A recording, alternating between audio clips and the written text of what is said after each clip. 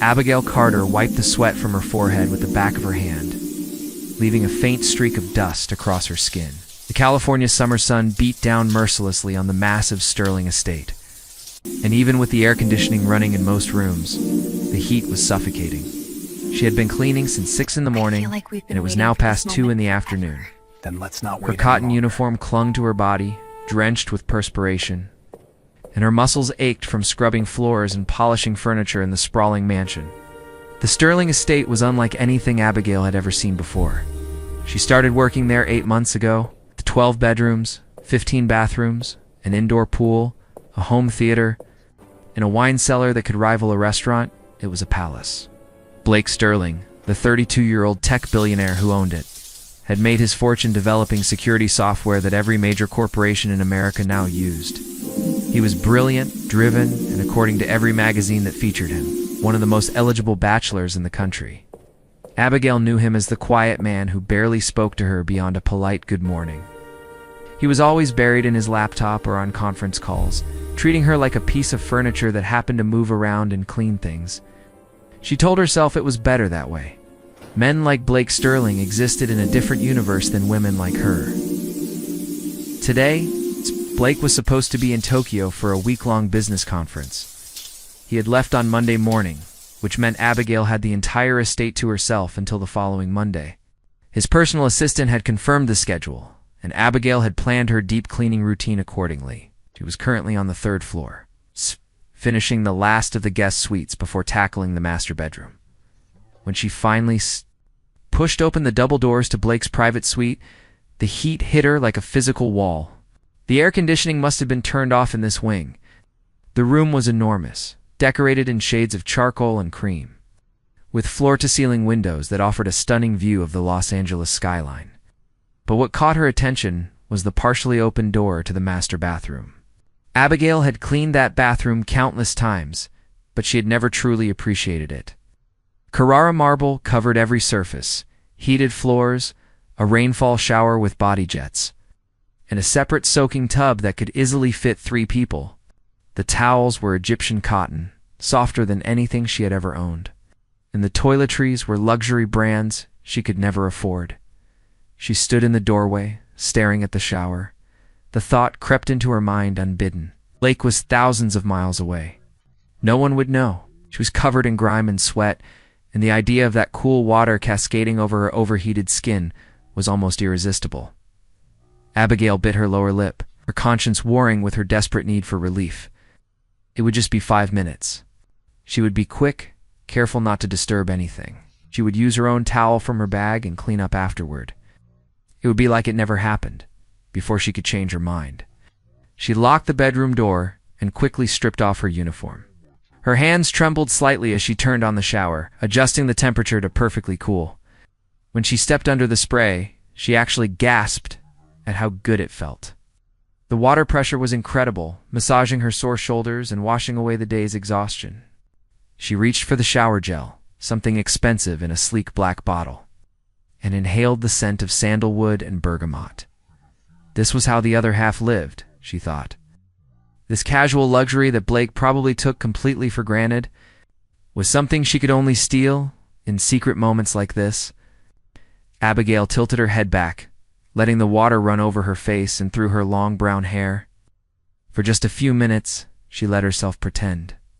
Pretend that she belonged in this world of marble and luxury. Pretend that she was the kind of woman who showered in bathrooms like this every day. Pretend that someone like Blake Sterling would ever see her as anything more than the help. She was so lost in the sensation. She did not hear the bedroom door open downstairs. She did not hear the footsteps on the stairs or the muttered cursing of a man who had just endured a 16-hour flight and 3 canceled meetings. She did not hear anything until the bathroom door swung open. Blake Sterling stood frozen in the doorway, his suit jacket slung over one shoulder, his tie loosened, looking every bit as shocked as Abigail felt when her eyes flew open and met his through the glass shower door. For 3 heartbeats, neither of them moved. Then Abigail screamed, a short, sharp sound of pure panic, and instinctively tried to cover herself with her hands, which was pointless given that he could see everything through the clear glass. Blake spun around immediately, his back to the shower, one hand flying up to cover his eyes as if that would somehow undo what he had already seen. "I am so sorry," he stammered, his voice rough and strained.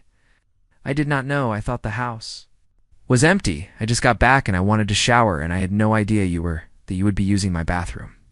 Abigail's mind was racing, her heart pounding so hard she thought it might burst from her chest.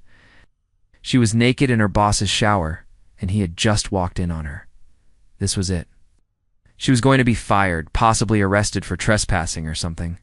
Her mother depended on the money she sent home every month. Her younger brother was counting on her to help pay for his college. This job had been a miracle, and she had thrown it away for a stupid shower. "Please do not turn around," she managed to say, her voice shaking. "Please just go and I will get dressed and I will leave." "I am so sorry, Mr. Sterling. I know there is no excuse. I will pack my things and go." "What?" "No." Blake's voice was firm, but he kept his back turned and his hand over his eyes. "You are not going anywhere. Just get dressed and we will talk, okay? I will be downstairs in the kitchen. Take your time." He walked out quickly, pulling the bathroom door shut behind him with more force than necessary. Abigail stood under the still running water, shaking uncontrollably. She could not believe what had just happened. She could not believe he had told her not to leave. With trembling hands, she turned off the water and grabbed one of the towels, wrapping it around herself tightly. Her uniform was where she had left it, wrinkled and damp with sweat. She dressed as quickly as she could, not bothering with her hair, which hung in wet ropes down her back. She caught a glimpse of herself in the mirror and winced. Her face was pale, her eyes wide with fear, and she looked exactly like what she was, a woman who had just been caught doing something she should not have been doing. Abigail forced herself to walk down the grand staircase, each step feeling like she was walking to her execution. She found Blake in the kitchen, standing by the counter with a glass of water in his hand. He had taken off his jacket and rolled up his shirt sleeves, and he looked tired. Really tired. When he saw her, he gestured to one of the bar stools. "Sit, please." She sat, perched on the edge of the stool, like a bird ready to take flight at any moment. Her hands were clasped tightly in her lap, and she could not bring herself to look directly at him. "Mr. Sterling, I cannot apologize enough," she began, the words tumbling out in a rush. "I have no excuse for what I did. I know it was completely inappropriate and unprofessional, and I understand if you want me to leave immediately. I just hope you know that I have never done anything like that before. I was just so hot and tired, and I thought you were away, and I know that does not make it right. I promise it will never happen again because I know you are going to fire me, and you have every right to do so, Abigail." Blake's voice cut through her rambling. "Stop." She finally looked up at him. His gray eyes were intense, studying her face with an expression she could not read. "I am not firing you," he said simply. Abigail blinked. "You are not?" "No." He ran a hand through his dark hair, making it stick up slightly. "Look, I am not going to pretend that what just happened was not incredibly awkward for both of us. But I also recognize that I work you too hard. This house is huge, and you manage it all by yourself. Today was brutal heat, and you have been here since dawn, right?" She nodded slowly, not trusting herself to speak. "So, you wanted a cool shower? I get it." He paused, and something shifted in his expression. "I should have made sure you had proper accommodations. There is a staff bathroom on the second floor, but it does not have the same facilities as mine. That is on me, not you." "That is very generous, Mr. Sterling, but it does not change the fact that I invaded your privacy." He agreed. "But I also invaded yours when I walked in without announcing myself. Could have called out, knocked, done something. Instead, I just barged into my own bathroom like I owned the place. Which, technically I do, but that is beside the point." Was he actually trying to make her feel better? Abigail studied his face, looking for signs of anger or disgust, but all she saw was fatigue and something else she could not quite name. "So what happens now?" she asked quietly. Blake set down his water glass and leaned against the counter. "Now we forget this ever happened. You continue working here. I continue pretending I know how to function like a normal human being, and we both agree that the master bathroom is off limits unless I specifically tell you otherwise. Deal?" "Deal?" Abigail whispered, hardly believing what she was hearing. "Thank you, Mr. Sterling. I promise this will never happen again." "Good." He nodded, then added, "And Abigail? You can call me Blake when it is just us." Mr. Sterling makes me feel like I am 70 years old. Managed a small smile. "Okay, Blake." Something passed between them in that moment, a connection that had not existed before. Blake saw the genuine relief in her eyes, the way her shoulders finally relaxed. And for the first time since she started working for him, he actually saw her. Not as the invisible woman who kept his house running, but as a person. A young, attractive woman who worked herself to exhaustion and who had just been terrified of losing everything over one human mistake. "Why do not you take the rest of the day off?" he suggested. "You have done more than enough. Go home, rest. I will see you tomorrow. Are you sure?" "Positive." Blake pulled out his wallet and handed her several bills. "And take a cab. It is too hot for the bus today." Abigail stared at the money in her hand, then back at him. "You really are not what I expected." "Neither are you," Blake replied. And there was something in his voice that made her heart skip. She left quickly after that. But as she rode in the air-conditioned cab back to her tiny apartment, Abigail could not shake the feeling that something fundamental had changed. Blake Sterling had seen her at her most vulnerable, and instead of punishing her, he had shown her kindness. More than that, he had actually looked at her.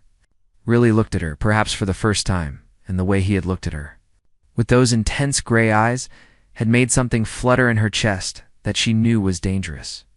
Men like Blake Sterling did not fall for women like her. That only happened in movies and romance novels, but as she touched her still damp hair, remembered the moment their eyes had met through the shower glass, Abigail could not help but wonder if maybe, just maybe, real life could surprise her after all. The days following the shower incident were strange. Abigail arrived at the Sterling estate each morning, with her heart racing, unsure of what to expect. But Blake was different now. He said good morning, and actually waited for her response. He asked if she needed anything, if the supplies were adequate, if she was comfortable. It was unsettling in the best possible way. 2 weeks after that fateful afternoon, Abigail was cleaning the living room when Blake appeared in the doorway. Still in his business suit from a morning meeting, "Abigail, can I ask you something?" She straightened up, pushing a strand of hair behind her ear. "Of course.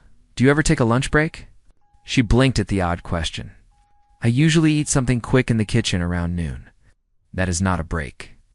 He loosened his tie, a gesture she was starting to recognize meant he was thinking about something. "Why do not you join me for lunch today?"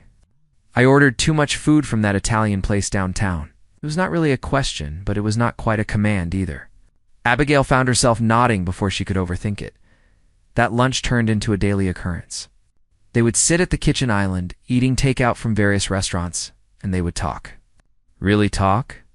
Blake told her about the pressure of running $1 billion company, about the loneliness of success, about how every person he met seemed to want something from him. Abigail told him about growing up in a small town in Oregon, about her father leaving when she was 10, about working 3 jobs to help her mother keep their house. "You are the first person in years who treats me like a regular human being," Blake admitted one afternoon, setting down his fork. "Everyone else either wants my money, or wants to impress me, or wants something. You just want to do your job well. Is that so strange?" Abigail asked. "In my world? Yes." He looked at her with those gray eyes that seemed to see right through her defenses. "You are different, Abigail. You work harder than anyone I know, but you never complain. You are kind without expecting anything in return. You are real." The air between them felt charged, electric. Abigail knew she should look away, should remind herself of the massive gap between their worlds. But she could not. The dynamic shifted further when Blake started working from home more often. He would find reasons to be in whatever room she was cleaning, asking questions about her life, her dreams, her opinions on everything from politics to her favorite movies. He started leaving little gifts for her, a new pair of work shoes, when he noticed hers were worn out, a gift card to a nice restaurant, a cashmere scarf when the weather turned cold. "You do not have to do this," Abigail told him one evening, holding a box containing an expensive winter coat. "I am just your housekeeper." "You're not just anything," Blake replied firmly. "And I want to. Let me 3 months after the shower incident, everything changed again. Blake was hosting a small dinner party for some business associates, and he had asked Abigail to stay late to help serve. She wore her nicest black dress and put her hair up in a neat bun, trying to look as professional as possible. One of the guests was Rebecca Thornton, a stunning blonde who owned a chain of boutique hotels. She arrived fashionably late, kissed Blake on both cheeks, and made herself immediately at home. Throughout dinner, Abigail noticed how Rebecca touched Blake's arm constantly, how she laughed at everything he said, how she monopolized his attention. Something twisted painfully in Abigail's chest. Something she had no right to feel, jealousy. She was clearing dessert plates when she overheard Rebecca in the hallway, talking on her phone. "Of course I'm getting him back," Rebecca said, her voice low and confident. "We were together for 2 years. He is just going through a phase with all this workaholic nonsense. By New Year's, we will be engaged. I am sure of it." God. So Blake had a history with Rebecca, and apparently Rebecca expected that history to become their future. The party ended around 11. Blake found Abigail in the kitchen, finishing the last of the cleanup. "You did not have to stay this late," he said, leaning against the doorframe. "I wanted everything to be perfect for your guests." She kept her voice neutral, professional. "Did you have a nice evening?" "It was fine." He stepped closer. "Rebecca was certainly acting like we are closer than we actually are." Abigail's heart jumped. "It is none of my business." "Maybe I want it to be your business." Blake was standing right beside her now. "Abigail, we dated years ago. It ended badly. She wanted the lifestyle, the status. She did not want me. And what do you want?" The question slipped out before she could stop it. Blake reached out and gently turned her to face him. "I think you know what I want." Before she could respond, the kitchen door swung open. Trevor Blackwell, Blake's business partner, stumbled in, clearly drunk. "There you are," Trevor slurred, his eyes landing on Abigail, the pretty little housekeeper. "You know, you are wasted cleaning houses. With a body like that, you could be making real money." "Trevor, that is enough," Blake said sharply, stepping between them. "Come on, Blake, you have noticed, right? Or are you too buried in your code to appreciate a beautiful woman?" Trevor reached around Blake, trying to touch Abigail's arm. Blake grabbed Trevor's wrist hard. "Touch her, and you will regret it." The dangerous edge in Blake's voice made Trevor step back, hands raised. "Whoa, easy. I was just being friendly." "Get out," Blake said coldly. "Call a car and go home." And Trevor, "If you ever speak to Abigail like that again, I will buy out your shares, and you will be done with Sterling Tech." Trevor left quickly after that, muttering apologies. When the door closed behind him, Blake turned to Abigail. She was shaking, but not from fear. From the intensity of what had just happened. From the way Blake had defended her without hesitation. "Are you okay?" His hands were gentle on her shoulders. "Ow. You did not have to do that. He is your partner. I do not care if he is the president. No one talks to you like that." Blake's jaw was set, his eyes blazing. "No one." Abigail looked up at him, at this man who had somehow become so much more than her employer. "Why do you care so much?" "Because I am falling for you," Blake said simply. "I have been fighting it for months, telling myself it is inappropriate, that I am your boss, that we are from different worlds. But I cannot stop thinking about you, Abigail.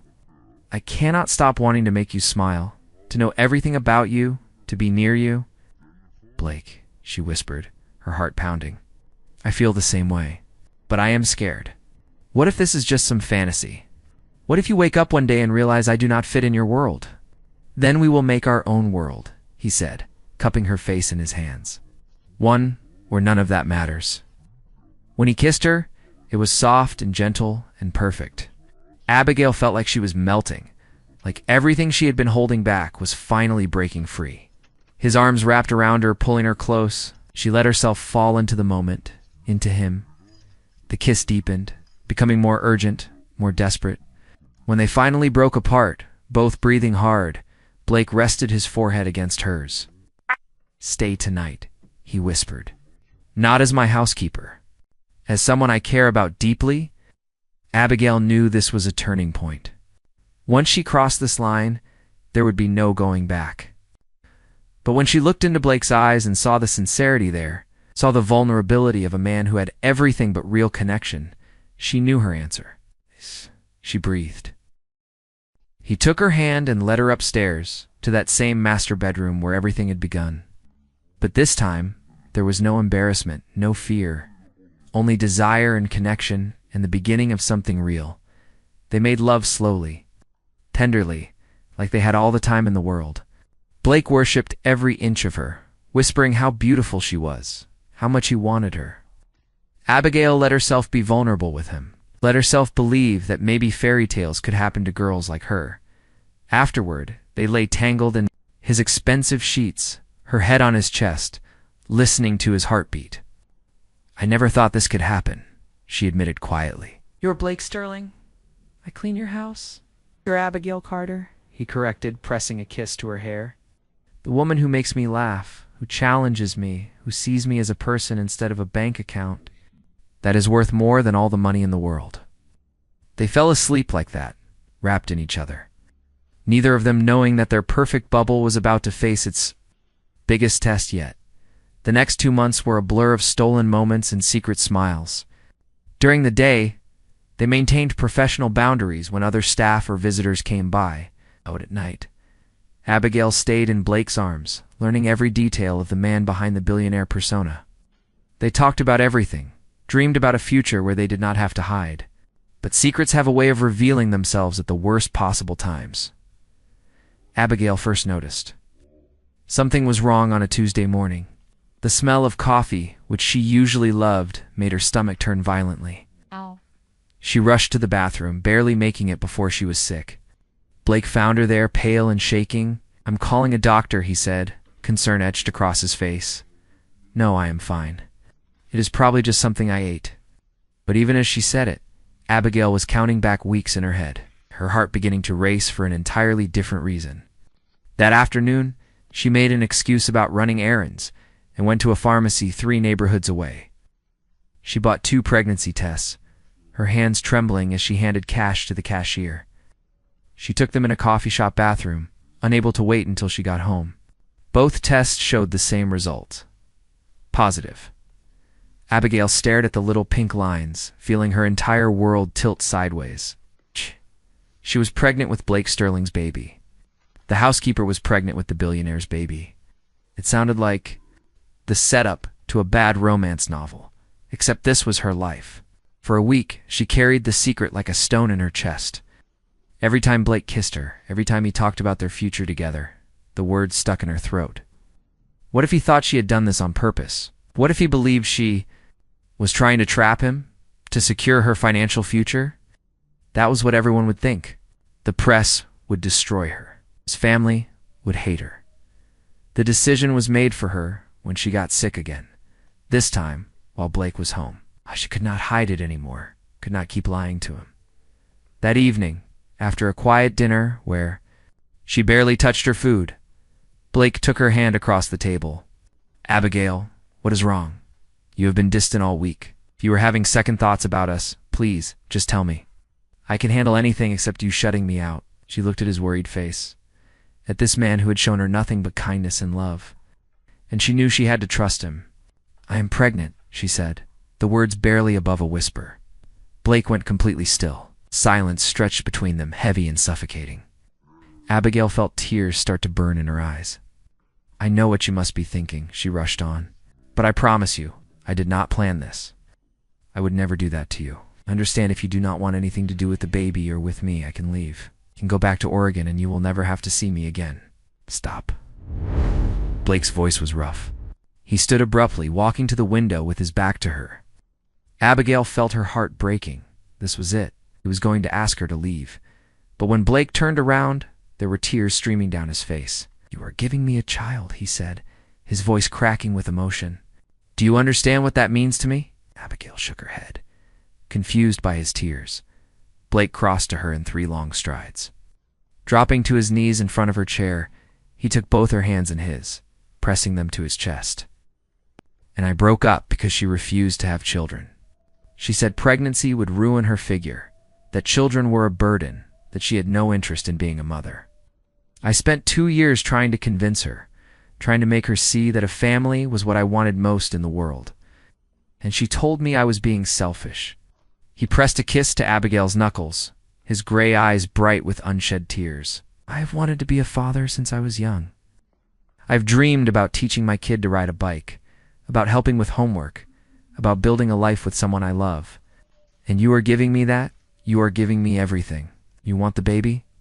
Abigail could hardly believe what she was hearing. I want you both more than anything in this world. Blake pulled her into his arms, holding her tight. I love you, Abigail. I should have said it weeks ago. I love you, and I want to build a life with you and our child. She was crying now, too, relief and joy flooding through her. I love you, too. I was so scared you would think I was trying to trap you. The only trap I am in is loving you, he murmured against her hair. And I never want to escape. They held each other for a long time, both crying and laughing. But their joy was short-lived. The following week, Blake's mother came for an unexpected visit. Victoria Sterling was elegant, poised, and clearly unhappy.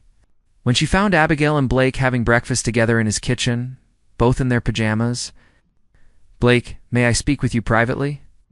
Victoria's voice was ice. Abigail made herself scarce, but she could hear the raised voices from the library. A housekeeper. Blake, have you lost your mind? I am in love with her mother, and she is pregnant with my child. The silence that followed was deafening. Then Victoria's voice, sharp and cutting. Do you have any idea what the press will do with this? The scandal? The gold digger accusations? This will destroy your reputation. I do not care about my reputation. I care about Abigail and our baby. You are being foolish. Pay her off. Make this go away and find someone appropriate. Get out. Blake's voice was deadly calm. Get out of my house.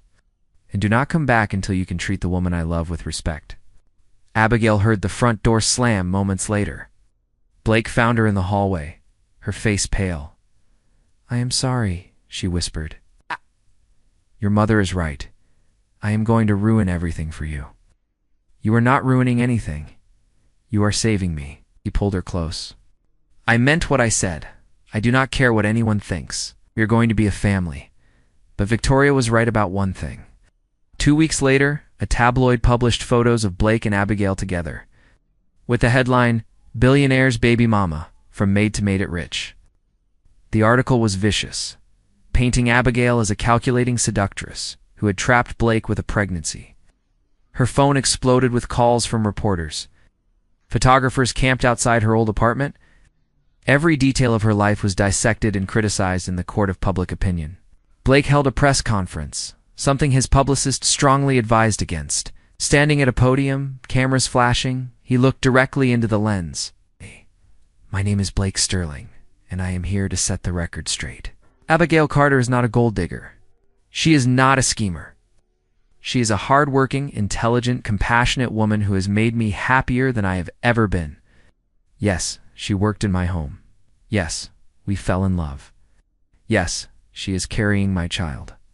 And yes, I could not be more grateful for any of those facts. He paused, letting his words sink in. I am tired of living in a world where we judge people based on their bank accounts instead of their character. Abigail has more integrity in her little finger than most of the so-called elite I've dealt with in my career. She works hard, she loves fiercely, and she makes me want to be a better man. So judge me if you want. Call me foolish. But I am going to spend the rest of my life proving to her that she made the right choice by loving me back. The press went wild, but Blake was not done. He pulled a small velvet box from his pocket. Which brings me to the real reason I am here. He looked directly at the camera. Abigail, I know you are watching this, and I know I should be doing this privately, with roses and champagne and all the romance you deserve. But I want the whole world to know that I am the luckiest man alive.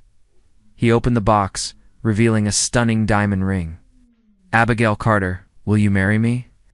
Abigail was watching from Blake's office, tears streaming down her face. She grabbed her phone and called him.